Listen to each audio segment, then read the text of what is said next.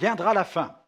Dans Luc chapitre 21, verset 28, Jésus dit, « Quand ces choses commenceront à arriver, redressez-vous et levez vos têtes parce que votre délivrance approche. » Amen. L'Église des derniers jours doit demeurer éveillée. Elle doit faire preuve d'une extrême vigilance. Elle doit garder ses portes et veiller sur ses murailles.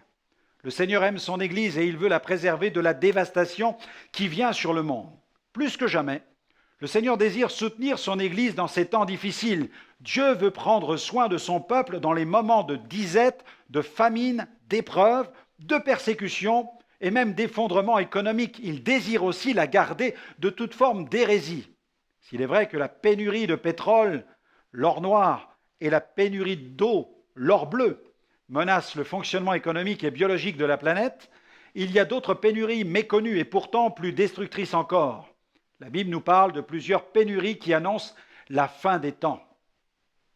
Une pénurie d'amour, de vérité et de foi est annoncée. Jésus a dit dans Matthieu 24, verset 12, « Et parce que l'iniquité se sera accrue, la charité du plus grand nombre se refroidira. » Jésus annonce clairement un refroidissement spirituel au niveau mondial à la fin des temps.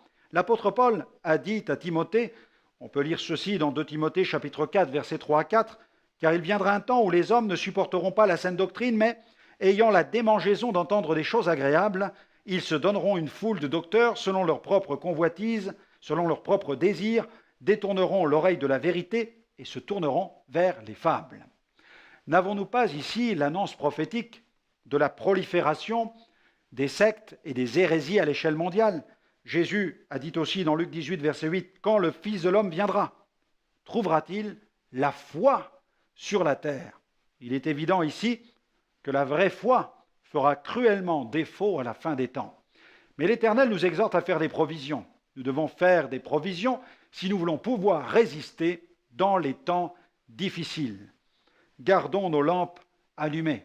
J'aimerais donc vous recommander cette prière pour aujourd'hui. Seigneur, aide-moi à être fidèle. Dans la lecture de ta parole, dans ma communion avec toi, garde-moi de toute sécheresse spirituelle.